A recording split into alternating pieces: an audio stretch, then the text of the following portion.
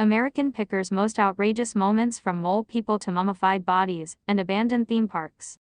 The popular show has aired for 22 seasons and reached 5.7 million viewers in 2016, and whose stars are on a mission to recycle America. American Pickers remains one of the most watched reality TV shows since its inception in 2010 and has given its viewers some truly wacky and weird moments.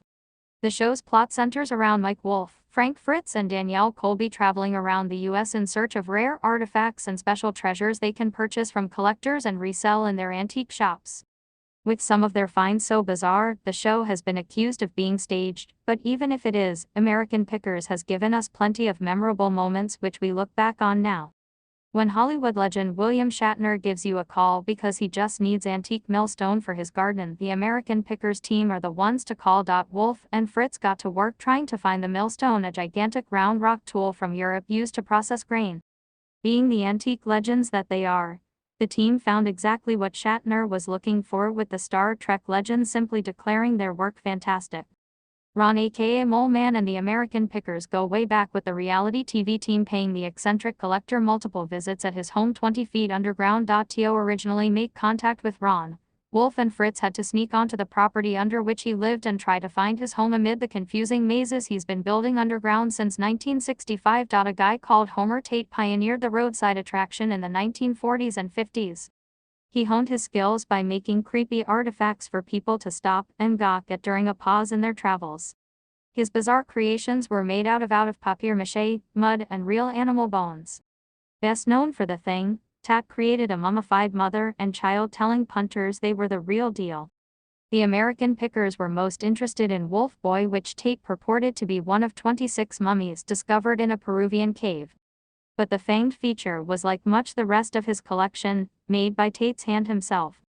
Celebs of all strips love American Pickers, and not even rock stars are immune to the show's wonders.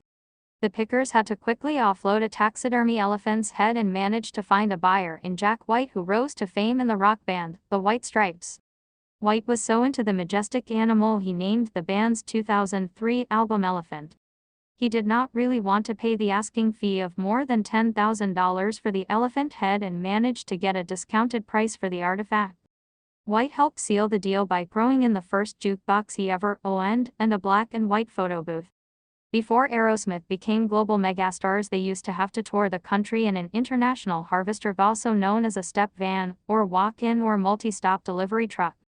The American Pickers stumbled on the piece of rock history in a wooded field in Chesterfield, Massachusetts.